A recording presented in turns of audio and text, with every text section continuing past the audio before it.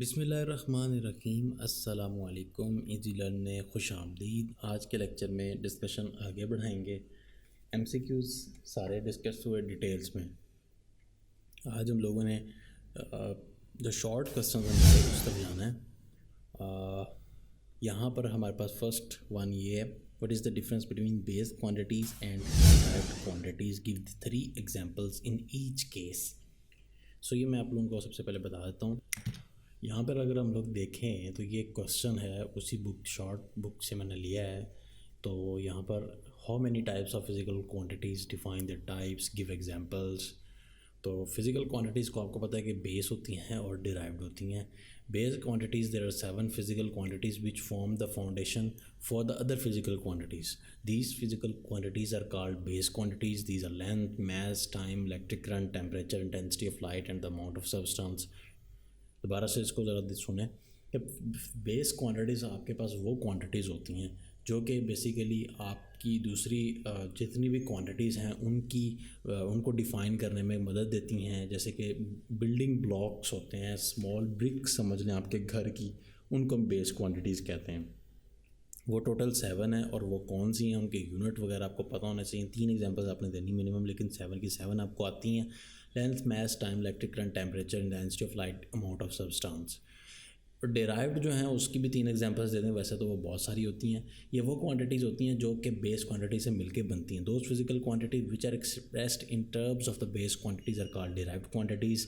These include area, volume, speed, force, work, energy, power, electric charge etcetera वगैरह। ठीक है, सो ये आप लोगों के लिए हो गया। वापिस आते हैं यहाँ पर और नेक्स्ट के लिए देखते हैं। Pick out the base units in the following. Pick out the base units in the following. यहाँ पर आप लोगों के पास कुछ दिए गए हैं, इनमें से आपने ये बेस यूनिट्स को डिसाइड करना है। फर्स्ट वन आपके पास जूल है और जूल बेस यूनिट नहीं है। डेफिनेटली बेस यूनिट 7 है और अभी मैंने वहाँ पे 2 बार एक्सप्लेन किया, आप लोगों ने सुने होंगे। न्यूटन भी बेस यूनिट का हिस्सा नहीं है, जबकि किलोग्राम डेफिनेटली है। उसके बाद आपके पास हर्ट्ज़ फ्रीक्वेंसी का मॉडिफाइड यूनिट है जो कि बेस से बनता है लेकिन बेस नहीं है। सो हर्ट्ज़ किलोग्राम पहली लाइन में सिर्फ किलोग्राम है। मोल आपके पास डेफिनेटली अमाउंट ऑफ सब्सटेंस जो होती है उसको हम लोग मेजर करते हैं मोल में। एम्पियर आपके पास हो, अब डेफिनेटली ये भी आपके पास बेस है और करंट का यूनिट है। इसी तरह से मीटर आपके पास लेंथ का बेसिक एक यूनिट है, ये भी बेस यूनिट है। केल्विन भी आपके पास टेम्परेचर का बेस यूनिट है। कूलम नहीं यूनिट, कूलम मॉडिफाइड है। वॉट भी नहीं है। सो यहाँ पर kg, mole, ampere, metre, kelvin base units हैं। Find the base quantities involve in each of the following derived quantities. So basically आपने ये कुछ उसने एक आपको दी है, उसने क्या करना है कि आपने बेस के ज़रिए से एक्सप्लेन करना है और इनको कि ये बनी कैसे हैं। ये बेसिकली जो 4 की 4 हैं ये डिराइव्ड हैं। अब वो कह रहा है कि ये डिराइव्ड हैं तो उनको प्रूव करें। तो इसके लिए हम लोग यहाँ पर आ जाते हैं अपने बुक में और यहाँ पर सबसे पहले तो हम लोग ये बता देते हैं कि हम लोग आज जो क्वेश्चन डिस्कस कर रहे हैं दिस इज़ 1.4। सो क्वेश्चन अगर यहाँ पर हम लोग यहाँ पर फर्स्ट ऑप्शन देखें, डैट इज़ स्पीड। आपको पता है, मैंने पहले भी बताया था कि स्पीड क्या है। Speed is actually the distance covered in a unit time और स्पेसिफिक टाइम। सो टाइम जो है वो नीचे आएगा क्योंकि टाइम यहाँ पर जो है वो आप लोग उसको कंट्रोल नहीं कर सकते, इंडिपेंडेंट है, जबकि ये डिपेंडेंट है। सो आपको बेस क्वांटिटीज़ से पता लगा कि कौन कौन सी बेस क्वांटिटीज़ से मिलके स्पीड बनी है। लेंथ, डिस्टेंस किसका यूनिट है, दूसरे लफ्ज़ों में हम इसको यूँ लिख सकते हैं कि अगर हम इसको बताएं कि ये डिस्टेंस कहाँ से आया था, एक सेकेंड, ये आया था आपके पास लेंथ से। ठीक है, distance is actually A length. जबकि आपके पास टाइम जो है वो तो डेफिनेटली टाइम ही है ना। सो आपके पास 2 चीज़ें इसमें स्पीड में इन्वॉल्व हैं। So we can say that speed जो है, आप सिंपल आंसर ये देंगे ये सारा करने के बाद। तो बेस क्वांटिटीज़ जो कि स्पीड में इन्वॉल्व हैं, these are length and number 2 time. तो 2 क्वांटिटीज़ से ये इन्वॉल्वमेंट से बना है। वापस आते हैं और अपनी सेकंड वाली ऑप्शंस को देखते हैं। हमारे पास इसके अलावा यहाँ पे वॉल्यूम दिया गया है। वॉल्यूम होता है कि length multiplied by length multiplied by length. ये हम लोगों ने डिटेल्स में देखा था कि फॉर एग्ज़ाम्पल आपके पास अगर ये क्यूब है, ये 3 डायमेंशनल होता है वॉल्यूम, तो इसके अंदर सारे के सारा एरिया जी एक्सिस वगैरह हर चीज़ जो है वो शामिल होती है। तो ये समझ लें कि एक मैं अगर यहाँ पर क्यूब ड्रॉ करूँ, लेट्स से कि दिस इज़ आवर क्यूब, और अगर हम इसको क्यूब मान लें तो ये हमारे पास यहाँ से लेकर यहाँ तक सपोज करते हैं कि एक लेंथ L है, यहाँ से लेकर यहाँ तक जो लेंथ है डेट इज़ L, और यहाँ पर जो इसकी हाइट है y एक्सिस में डेट इज़ आल्सो L। सो जब आप लोगों ने वहाँ पर मिनी एक्सरसाइज में किया था तो वॉल्यूम, तो हमने वहाँ पर देखा था कि L multiplied by L multiplied by L। तो वॉल्यूम में यहाँ पर हम लोग लिख सकते हैं length multiplied with length multiplied with length. So इसके अंदर जो एक ही क्वांटिटी 3 बार मल्टीप्लाइड हो रही है, तो स्पीड के अंदर जो चीज़ इन्वॉल्व है डैट इज़ कौन सी चीज़ आई, सॉरी स्पीड में 2 चीज़ें इन्वॉल्व थी, लेंथ और टाइम। वॉल्यूम में बेशक एक चीज़ 3 बार मल्टीप्लाइड हो रही है लेकिन चीज़ तो एक ही है ना, तो वॉल्यूम में जो चीज़ इन्वॉल्व है डैट इज़ दी लेंथ। एक ही चीज़ से मिलके बनता है। अब आती है एक और, इनको एक्सप्लेन भी करना है जिस तरह से मैं कर रहा हूँ अगर ये क्वेश्चन आ जाए। एक और चीज़ आ जाती है, आपको बुक में दी रखी है, that is the force. Force आपने शायद पहले मैंने बताई है या नहीं मुझे याद नहीं है, लेकिन अब से सुन लें। फोर्स इज़ एक्चुअली कि आप किसी भी मैस पे अगर फोर्स होती क्या है, फोर्स होती है एक ताकत। ताकत का अंदाज़ा किस तरह से लगाया जा सकता है कि अगर आपके पास ये समझ लें कि कोई फॉर एग्ज़ाम्पल सरफेस है, लेट्स से कि ये एक कोई सरफेस है या रोड टाइप है, ठीक है, एक रोड है। आप इस रोड पे आकर के एक यहाँ पर कोई लेट्स से कि यहाँ पर चलें हम कहते हैं कि यहाँ पर एक गाड़ी खड़ी है, ठीक है, लेट्स से मैं बनाना कुछ और लगा था लेकिन लेट्स से कि ये कोई गाड़ी खड़ी है, लेट्स से आप इसको गाड़ी मान लें, तसव्वुर कर लें। इस गाड़ी की जो पोजीशन है वो यहाँ पर कोई इनिशियल पोजीशन है, ठीक है, लेट्स से 0 पे। अब हम यहाँ पर कुछ इसके दिए गए, ये 1 है, ये पोजीशन 2 है। अब फोर्स ये होती है कि आप इसके ऊपर कोई पीछे से एक ताकत लगाएं और उस ताकत को हम ये कहते हैं कि आपने पीछे से पुश किया, एक पावर को प्रोवाइड किया एक, ताकि वो कुछ डिस्टेंस कवर कर सके। यानी कि आपने एक मैस को, this is your mass, mass जो होता है दिस इज़ योर मैस, आपने इस मैस को पुश किया टूवर्ड्स राइट साइड या जिस तरफ भी, ताकि ये कुछ डिस्प्लेसमेंट या कुछ एक्सेलरेशन ले और ये मूवमेंट करे। तो दिस इज़ द एक्सेलरेशन। जब ये इस पोजीशन से एक नई पोजीशन 2 पे आ जाएगा, लेट्स से कि आफ्टर सम टाइम गाड़ी की जो पोजीशन है वो ये है, now this is your car, ठीक है। अब आपकी गाड़ी की पोजीशन ये है। सो इधर से ये जब इस तरह से मूवमेंट हुई तो हम कहते हैं कि यहाँ से लेकर यहाँ तक जो इसने आप डिस्टेंस कवर किया, फोर्स को हम इस तरह से बता सकते हैं कि ये आपका मैस और उसके नतीजे में आपने, ये आपका एक्सेलरेशन होता है।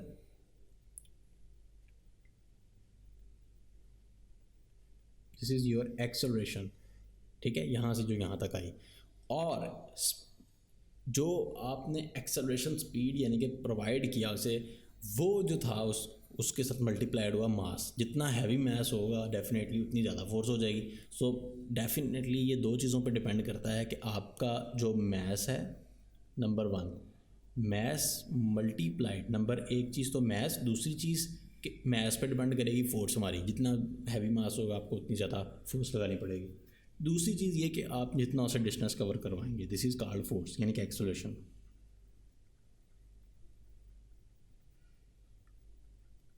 ठीक है। सो दिस इज़ दी, अब लेकिन हमने बेस की टर्म्स में बताना है, यानी कि स्पीड है एक्चुअली डिस्टेंस ओवर टाइम था, लेकिन हमने उसको बेस में कन्वर्ट करके बताया कि बेस में अगर जाएँ तो ये डिस्टेंस है एक्चुअली लेंथ। सो इसी तरह से फोर्स इन पे डिपेंड तो कर रही है, लेकिन हमने इसको बताना है बेस की यूनिट्स में। लेकिन इसको बताने के लिए भी हमें मैथ जो है, मैथ क्या होता है, दिस इज़ एक्चुअली मैथ तो मैथ होता है। सो मैथ को तो मैथ ही है, लेकिन जो एक्सेलरेशन है ये आपके पास एक चीज़ ऐसी है जो कि डिस्टेंस नहीं है। देखें, एक्सेलरेशन एक डिस्टेंस से अलग टर्म है, इसको हम जब फोर्स में जाएंगे तो डिटेल से बात करेंगे। एक्सेलरेशन यूँ समझ लें कि कितने टाइम में उसने कितना डिस्टेंस तय किया, ठीक है, ये होता है एक्सेलरेशन। ठीक है, आई एम श्योर कि आप लोगों को कुछ आइडिया हो गया होगा। तो आगे जब हम जाएंगे तो इसको डिटेल्स में फिर बात कर लेंगे। अभी आपके लिए इसको याद कर लें कि एक्सेलरेशन इज इक्वल्स टू, ये फार्मूले याद रखने हैं आपने, speed is equals to distance over time, volume is equals to length into length, force is equals to mass into acceleration. और इसको जगह पे हम एक्सेलरेशन को अगर हम लिखें, दैट इज़ एक्सेलरेशन होता है कि कितना उसने डिस्टेंस कवर किया, यानी कि डिस्टेंस को अगर हम कहें कि वो डिस्प्लेसमेंट, ठीक है, डिस्टेंस को डिस्प्लेसमेंट कहते हैं।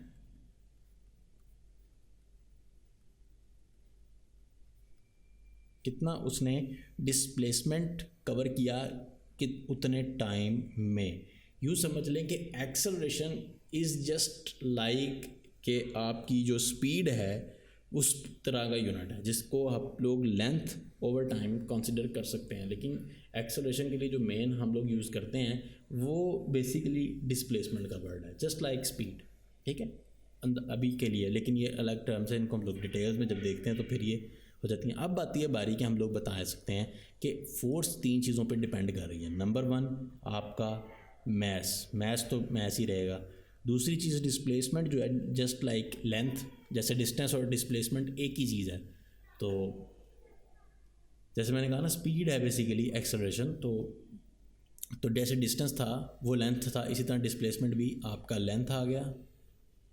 मल्टीप्लाइड नहीं हो रहा, बेसिकली मैं सिर्फ बता रहा हूँ कि आपके कॉमा आना चाहिए, बल्कि यहाँ पे एक मैस है, दूसरी चीज़ यहाँ पे लेंथ है, तीसरी चीज़ जो है टाइम को भी हम टाइम ही लिखेंगे। तो 3 चीज़ों पे आप क्या फोर्स डिपेंड कर रहा है। लास्ट बट नॉट लीस्ट अब हम चलते हैं फाइनल की तरफ, ताकि हम लोग देख सकें। आपका जो सबसे लास्ट है वो आ रहा है वर्क होता है, जैसे कह लें कि काम। अब वर्क काम से है कि अगर आपने किसी चीज़ पे कोई नंबर 1 फोर्स लगाएंगे तो काम होगा ना। फोर्स लगाने के नतीजे में आप कुछ ना कुछ डिस्टेंस कवर करें। लाइक अगर अगेन यही हम एग्जांपल को थोड़ा सा चेंज कर लेते हैं, अनोइंग लगने लग गई है। लेट्स से कि ये मेरे पास अगर एक बॉक्स पड़ा हुआ है, ठीक है, अब हम कहते हैं कि ये हमारे पास कोई बॉक्स है, ठीक है, मैंने वैसे इसको कोई नाम दिया है, समझें क्या लिख दिया है, वैसे ही ये कोई बॉक्स है।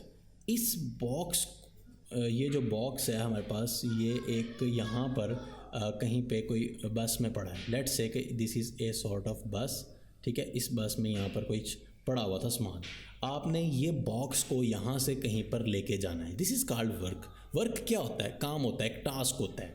आपने इसको उतार कर, like this is your garage, तो आपने इसको अपने इस गैराज में रखवाना है, ठीक है, ये समझ लें कि आपका गैराज है और यहाँ पर कहीं पे आपने इसको शिफ्ट करवाना है। तो this is your let's say के गैराज, ठीक है, इसमें मूव करवाने लगे हैं।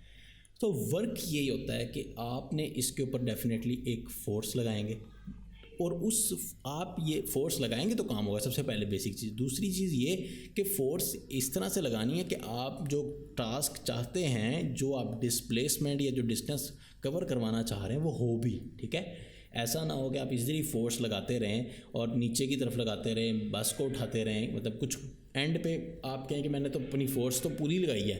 फोर्स आप बेशक काम लगाते रहें, लेकिन वो जो चीज़ रिक्वायर्ड थी, ये जो बॉक्स था इसको यहाँ पे पहुँचाना था, वो नहीं आपने किया, तो आपका वर्क जो है वो ज़ीरो होगा। हम वर्क तब कंसिडर करेंगे जब आपने इस पर फोर्स भी अप्लाई की और जो इसका जो डिस्प्लेसमेंट था ये वाला, ये डिस्प्लेसमेंट भी कवर हो। सो हम ये कह सकते हैं कि आपका 2 चीज़ों पे ये डिपेंडेंट है। सो ये है फार्मूला वर्क का कि आपने जो फोर्स है सॉरी ये मैं क्या लिख रहा हूँ, दैट इज़ द फोर्स, ठीक है, force multiplied by the displacement. अब यहाँ पे हम इसको एक्सप्लेन करते हैं कि फोर्स जो है that is actually unit of force. क्या चीज़ है? फोर्स है बेसिकली मैस, लेंथ, टाइम, ठीक है। ज़रा गौर से देखेंगे, बात को समझने की कोशिश करें। फोर्स जो है उसको हम दोबारा से एक्सप्लेन करने की बजाय मैं यहाँ डायरेक्टली लिख रहा हूँ। बेसिकली होना क्या है कि आपने फोर्स की जगह पे सारे का सारा ये जो 2 लाइन है छोटी छोटी, इनको लिखना है, फिर फोर्स को एक्सप्लेन करना है कि फोर्स क्या होती है, मैस बाय एक्सेलरेशन। यानी कि नेक्स्ट यहाँ पर एक लाइन आएगी जिसमें आप लिखेंगे फोर्स की जगह पे मैस मल्टीप्लाइड बाय एक्सेलरेशन, और साथ में जो डिस्प्लेसमेंट है वो ऐसे ही आ जाएगा। उससे नीचे एक और लाइन आएगी, उसमें आप लिखेंगे मैस और displacement over time multiplied by displacement. तो यहाँ पर ये सारी चीज़ें आ जाएंगी। बल्कि मैं लिखना नहीं चाह रहा, पर आई डोंट नो, मुझे समझ नहीं आती कि आप लोगों को समझ लग गई है। जैसे कहते हैं ना, सर तो हिला दो समझ लगी कि नहीं, यहाँ पर समझ नहीं मुझे आ रही होती कि मैं आगे चला जाऊँ या क्या करूँ। सो चले मैं इसको लिख रहा हूँ। फोर्स इज़ एक्चुअली, आपने अभी एक्सप्लेन किया कि जो फोर्स होती है वो क्या होती है। फोर्स होती है कि अगर आपने किसी मैस को कोई एक्सेलरेशन दिया है, that is called force. So force is actually mass and plus क्या आपका साथ में एक्सेलरेशन हो,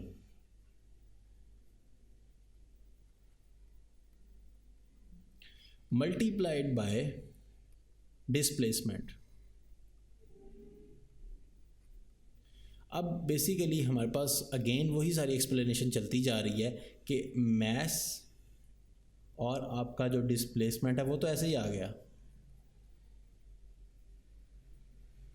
अब यहाँ पर ये जो एक्सेलरेशन है, इस चीज़ को हम लोग ओपन करने लगे हैं, और एक्सेलरेशन में हमें पता है कि एक्सेलरेशन आपके पास होता है डिस्प्लेसमेंट ओवर टाइम, यानी कि आपने कितना डिस्टेंस कवर किया उस टाइम में। ज़्यादा स्पीड से काम किया तो आपका ज़्यादा डिस्टेंस कवर होगा मिनिमम टाइम में। तो जो भी है डिस्प्लेसमेंट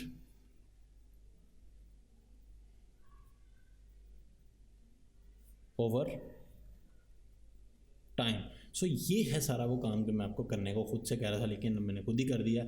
अगेन जैसे पीछे भी आप देखें कि 3 बार भी लेंथ आया था तो उसको हमने एक बार ही कंसिडर करना है। ये देखें, एक बार, दूसरी बार और 3 बार भी आया था तो उसमें हमने लेंथ एक ही चीज़ कंसिडर किया था। इसमें भी यही चीज़ हो रही है कि डिस्प्लेसमेंट यहाँ पर भी आ रहा है और यहाँ पर भी आ रहा है, सो इसको एक ही चीज़ कंसिडर करेंगे। तो बेसिकली हमारा जो वर्क है वो डिपेंड करता है मैस पे मल्टीप्लाइड बाय आप डिस्प्लेसमेंट क्या है, दैट इज़ लेंथ, ये लेंथ आ गया, मैस पे, लेंथ पे, और थर्ड चीज़ है टाइम, डिस्प्लेसमेंट दोबारा आ गया, वो लेंथ में हो गया।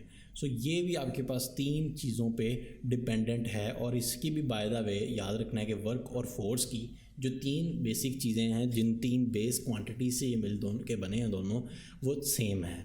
और अब हम आगे चलते हैं, ऑलरेडी इसको बहुत डिटेल्स में हम लोग देख चुके हैं। और फाइंड दी, ये हो गया estimate your age in second. So this is a question, ठीक है। ये जो आपने अपने आप से करना है, ये मैं आपकी एज के ऊपर नहीं कर सकता। चलें मैं इसको एक एस्टिमेटेड एज ले लेता हूँ और थोड़ा सा आपको एक गाइड कर देता हूँ कि इस तरह के क्वेश्चंस को हम लोग कैसे करेंगे। क्वेश्चन ये वो कह रहा है आपसे, बहुत इंटरेस्टिंग क्वेश्चन है। क्वेश्चन है एक्चुअली 1.5। वो कह रहा है कि आपकी जो एज है उसको कन्वर्ट करें इन सेकंड्स। पहली बात तो ये है, पहली चीज़ ये है कि आपकी जो एज होती है, लाइक आप कहते हैं कि 15, आप कहते हैं 10, लाइक कोई कह रहा है मेरी 12 है, ये सारी की सारी जो एज हैं, ठीक है, ये सारी की सारी एज के साथ क्या है, 15 क्या साल का, 10 का साल का, 12 साल का, यानी कि जो यूनिट है यहाँ पर वो है ईयर्स। सब में यूनिट जो हम लोग बोलते हैं वो है ईयर्स। वो ये कह रहा है कि 15 साल का है, अगर आपने अपनी एज लेनी है, जितने भी साल के हैं आप उसको सेकंड्स में कन्वर्ट कर दें, ठीक है। तो सेकंड्स में कन्वर्ट करना है। बाय द वे अगर मैं यहाँ पर लेट कर लेता हूँ कि 9th क्लास का जो कोई स्टूडेंट है एवरेज वो 14 ईयर्स का है, लेट से, ठीक है। सबसे पहले तो ये 14 ईयर्स है, इट मीन्स कि it is equals to 14 years को हम रिप्लेस करते हैं विद एक साल में। आपको पता है कि कितने मंथ्स होते हैं, 1 ईयर इज़ इक्वल्स टू कितने महीने होते हैं, 12 मंथ्स, यानी कि एक साल की जगह हम लिख सकते हैं 14 मल्टीप्लाइड बाय 12, और अब हम जो यूनिट साथ लगाएंगे वो मंथ्स आ जाएगा। कहने का मतलब ये है कि 14 मल्टीप्लाइड बाय 12 अगर आप करें तो जो भी आंसर आएगा वो अब इतने आप महीनों के हैं। तो अगर हम कहें कि ये मंथ्स आ गए, अब हम कहते हैं डेज़ कितने हैं, तो आपको पता है कि 1 मंथ में जो एक मंथ होता है उसमें कितने दिन होते हैं, एवरेज हम लोग अगर लें 30 डेज़, ठीक है। कुछ 29 के भी होते हैं, कुछ 31 के भी हो सकता है, तो एवरेज जो है हम जनरल ले रहे हैं दैट इज़ 30 डेज़। सो 14 और 12 तो एज इट इज़, हमने जो मंथ्स थे या मंथ था उसकी जगह पे 30 लिख देना है। तो जब आपने यहाँ पर 30 लिखना है तो यूनिट चेंज होके साथ में डेज़ आ जाएगा। अब जो आप इसको मल्टीप्लाई करेंगे जो भी रिज़ल्ट आएगा वो डेज़ हैं, इतने दिन की आपकी एज है, but he demands in seconds. हमें पता है कि एक डे में आपके पास 24 क्या होते हैं, आवर्स। बेसिकली हम स्टेप बाय स्टेप जो है वो छोटे मतलब यूनिट्स में जा रहे हैं, एकदम से मैं करता तो आपको समझ नहीं आनी थी। अब हम डेज़ की जगह पे उठा के क्या लिख सकते हैं, आवर्स। तो 14 मल्टीप्लाइड बाय 12 मल्टीप्लाइड बाय 30, हमने कुछ भी नहीं किया, इस चीज़ को वैसे ही रखा। एक दिन की जगह पे वैल्यू लगा दी, क्या है वैल्यू 24, और अब जो यूनिट है साथ वैल्यू में वो है आवर्स। हमें जो रिक्वायर्ड है वो सेकेंड्स हैं। तो आपको पता है कि यहाँ पर अब कर लेते हैं साइड पे कि 1 आवर में आपके पास क्या होता है, कितने सेकंड्स होते हैं, 1 आवर में कितने मिनट्स होते हैं, 60 मिनट्स। तो अब आप अगेन उसमें वहाँ पर जाकर यूनिट लगा दें, ये सारी वैल्यू ऐसे ही चलती जा रही है। आवर्स की जगह पे आप लोग क्या लिख सकते हैं, वैल्यू लगा दें 60, और जो यूनिट है वो अब मिनट्स में चला गया। अब जो इस चीज़ को आप मल्टीप्लाई करेंगे, इतनी आपके मिनट्स है एज की। ये बहुत इंटरेस्टिंग क्वेश्चन है, आप अपने सेकंड्स निकाल सकते हैं या एक अप्रॉक्सीमेशन सेकंड्स होते हैं, ठीक है। और फाइनली आपको पता है कि एक जो मिनट होता है उसमें कितने सेकंड्स होते हैं, उसमें अगेन आपके पास 60 सेकंड्स होते हैं, ठीक है। अब हम लोगों ने अगेन इस सारी चीज़ को एज इट इज़ ही लिखना है, और जहाँ पर बात आएगी फाइनली मिनट्स की, मिनट्स को अब आप लोगों ने उठा के ये उसकी वैल्यू लगा देनी है which is 60, now it is in seconds. यही हमारे पास रिक्वायर्ड है कि आपकी जो 14 ईयर्स की एज है उसको आपने सेकेंड्स में कन्वर्ट करना है। यह आपने कैलकुलेटर की मदद से आपने परफॉर्म करना है। तो मैं इसको डायरेक्टली लिख रहा हूँ, आपके कैलकुलेटर पे हो सकता है आंसर यूँ आए 4.35, मैं अपने से देख के बता रहा हूँ, 4.35456 इंटू 10⁸ सेकेंड्स। अगर आपके पे ऐसा नहीं आता तो आप ऐसा बना सकते हैं, लाइक अगर ये आता तो आप दूसरा बना सकते हैं। कैसे, इसको ओपन करें, 10⁸ है, लाइक ये जो डिजिट है अगर इसको इधर मूव करवा सकते हैं 10 डिग्री, 1 2 3 4 5, 1 2 3 4 5। तो अगर मैं इसको ऐसे लिखूँ 4350, 1 मिनट, 8 डिजिट तक मूव करवाना है ना, 1 2 3 4 5 तो यहीं हो जाएंगे ना, 3 5 4 5 6, 5 पावर ख़त्म होगी, कितनी रहेगी पीछे, 3 6 7 8, 6 7 8 सेकेंड्स। तो ये है वो कन्वर्जन करने के बाद आपकी एज इन सेकेंड्स में। तो आई थिंक सो कि आप लोगों को समझ आई होगी। मैंने अपनी तरफ से बहुत इसको आराम से करने की कोशिश की है, डिटेल्स में बात करने की कोशिश की है। What role system international have played in the development of science, science की डेवलपमेंट में सिस्टम इंटरनेशनल ने क्या रोल प्ले किया है, तो ये पीछे आप लोगों को मैंने और अगर आपने नहीं उसको वक्त सही तरह से समझा या दोबारा जानना चाहते हैं तो ये आप लोगों के लिए मैं दिखा रहा हूँ, why and when international system units adopted. ये भी वही क्वेश्चन है बेसिकली, इसका आंसर भी सेम है। With the development in the field of science and technology the need for a commonly acceptable system of international units was seriously felt all over the world, particularly to exchange scientific and technical information. तो बात यह है कि चूँकि पूरी दुनिया में different units लोग अडॉप्ट कर रहे थे, इस वजह से कि वहाँ पर फिर कम्युनिकेशन के भी बहुत सारे मसाइल आ रहे थे, फिर चीज़ों के अंदर लेन देन में मसाइल आ रहे थे, तो उसके लिए ज़रूरत पेश आई कि एक इंटरनेशनल सिस्टम को बनाया जाए जिसको पूरी दुनिया में हर कंट्री से लेके हर विलेज हर सिटी उसको फॉलो करे। तो इसलिए एक 11th जनरल कॉन्फ्रेंस में वेट्स एंड मेयर्स की पेरिस में 1960 में ये बात डिसाइड की गई कि एक सिस्टम बना लेते हैं, उसका नाम होगा इंटरनेशनल सिस्टम ऑफ यूनिट्स। उसकी शॉर्ट फॉर्म होगी सिस्टम इंटरनेशनल। आई होप कि आप लोगों को इस पॉइंट की समझ आ गई होगी। ओके, वापस चलते हैं। What is meant by vernier caliper constant. Vernier caliper के कांस्टेंट का मतलब क्या होता है, तो ये भी ऑलरेडी हम लोग डिस्कस कर चुके हैं। जैसा कि यहाँ पर भी आप देख सकते हैं नोट, ये सारा आर्टिकल आप लोग खुद से पढ़ सकते हैं। वर्नियर कैलिपर का आप लोग कांस्टेंट यानी कि उसका जो लीस्ट काउंट है वो आप लोग यहाँ से निकाल सकते हैं। उसके अलावा आप लोग सारी की सारी इंफॉर्मेशन उसके डिफरेंट चीज़ें ज़ीरो एरर वगैरह के बारे में बता सकते हैं। बेसिकली